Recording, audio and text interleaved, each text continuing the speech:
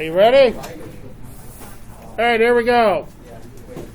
Again, the only difference between yesterday's work and today's work is that we're going to go one step further and set each one of those factors equal to 0. Okay? So I'm going to go ahead and factor this. Please, if you have your flowcharts, I would highly suggest using them. Okay, so I'm going to go ahead and factor number 4. There's nothing I can take out of every term. So here's my factors. Again, here's 4 point, the only new part, equals 0. Let's see, x times x is x squared. The factors of 40, 1 and 40, 2 and 20, 4 and 10, and 5 and 8. Okay, the sign of my C is negative, so one's going to be positive, one's going to be negative, or negative positive. So we're going to be subtracting our factors, right? And they have to subtract to 3. Well, 8 minus 5 is 3. Okay, since we're doing different signs, I'm going to hold off putting my signs in for now. I know that I'm going to use the factors 5 and 8, and I don't have to worry about whether the 8 goes there or the 5, because I have a 1 for coefficient for the x squared. I'm going to use my arches to determine where the signs go. Let's see, x times 8 is 8x. 5 times x is 5x. Let's see, I want the bigger number to be positive because I want to end up with a positive. So this has to be positive 8x. This has to be minus 5x. So the positive goes with my 8. And the negative goes with my 5. Now here's the new part for 4.5. I take each one of these factors, x minus 5, set that one equal to 0, or, now I only need one of these equal to 0 for the whole thing to equal 0. That's why I do separate them. Or, x plus 8 equals 0. I really didn't need the parentheses. I don't know why I put them in there. Okay, so I solve for x. I'm going to add 5 to both sides. So here I get x equals positive 5, or subtract 8, x equals negative 8. That's my answer.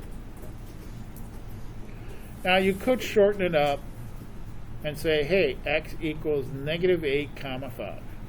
I'll take either one of these. That's fine. This one was quite an easy problem because we only had to solve one-step equations, right? You probably could have did this in your head, gone right from here to there.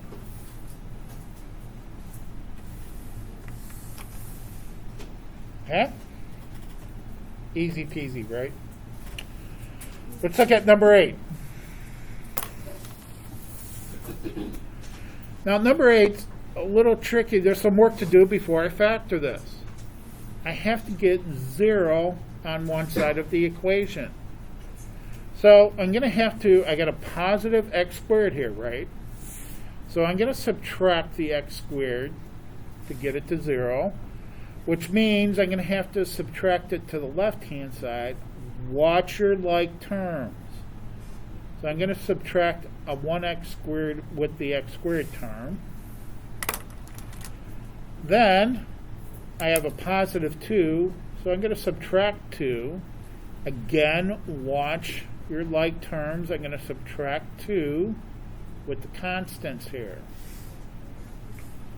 Okay, that'll give me 0 over here.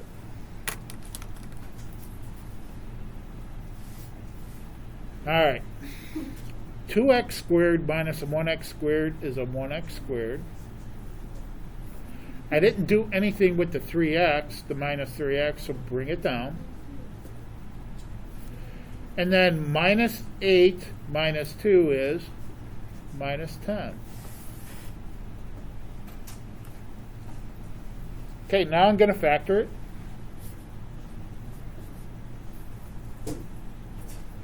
This one's fairly easy, again, because my coefficient is 1 here. So I have an x times x. Factors of 10. Well, I have 1 times 10 and 2 times 5. The sign's a minus, so they multiply to a minus. So it has to be a positive times a minus, or a minus times a positive. So I'm going to have to do some guess and check here. Again, I'm going to start with the closest factors. They're going to be subtracting. And actually, looking at this, if I subtract 2 from 5, I'll get my 3. So I know that my factors are going to be 2 and 5. Just have to determine the sign. Going to use my arches again. 2x. 5x. See, I want my bigger number to be minus because we end up with a minus. Which means my 2 gets the positive and my 5 gets the negative.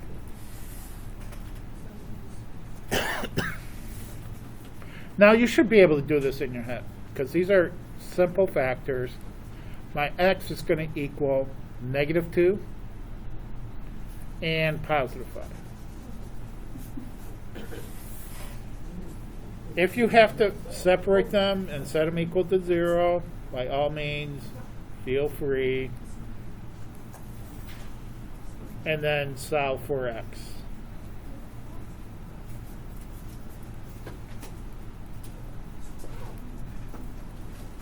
Okay?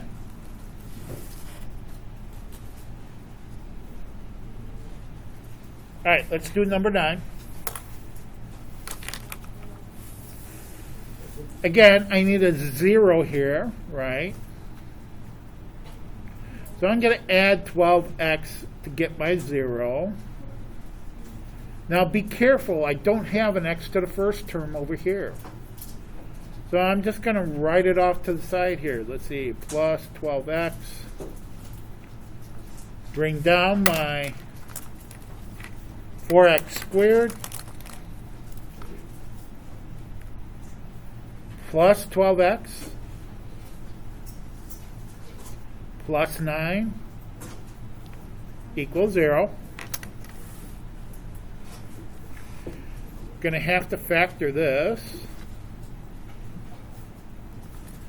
And I have factors of 4. This one's going to take me a little bit more.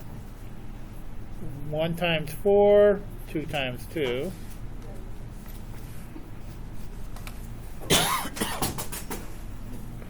Let's see, 9 factors are 1 times 9 and 3 times 3.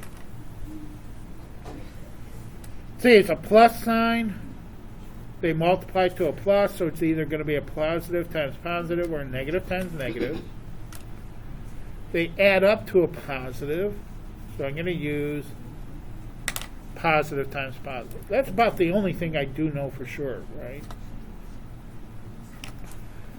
Positive times a positive.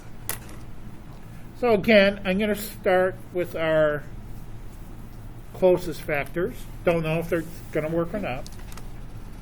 So I'm going to put a 2x here and a 2x here, 3 here, and a 3 here. Check with my arches. 3 times 2x is positive 6x. 2x times 3 is positive 6x. Gives me a positive 12x, which is what I want. So I got extremely lucky here. I got 2x plus 3 times 2x plus 3. By the way, we can write this another way, can't we? We can write that as 2x plus 3 squared equals 0. Alright, so when I go to solve or find the x-intercept here, I only need to do one of these because they're the same. So I'm going to take 2x plus 3 equals 0. This time I'm going to actually set it equal to 0 and not do the shortcut because we're going to have two steps here. So I'm going to subtract 3. Gives me 2x equals negative 3. Divide by 2. So x is going to equal negative 3 halves. There's my answer. I only have one x-intercept for this quadratic.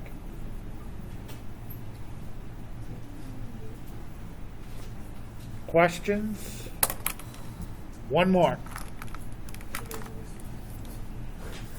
Okay, area of a rectangle is 36 square feet.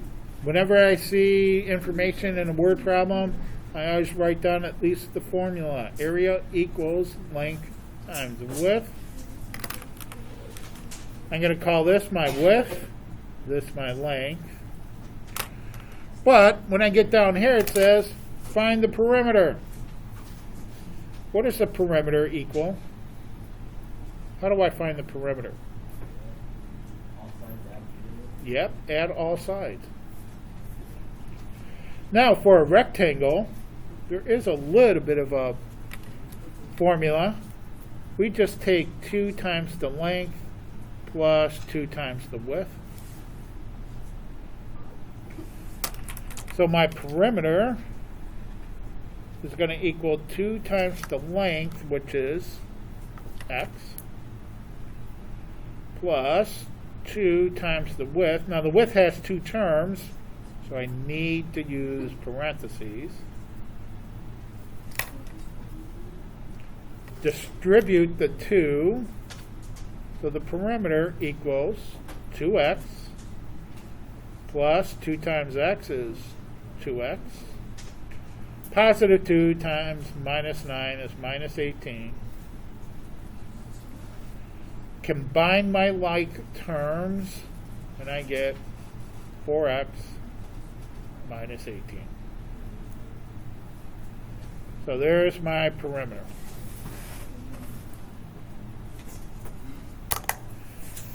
Any comments, questions, concerns concerning math?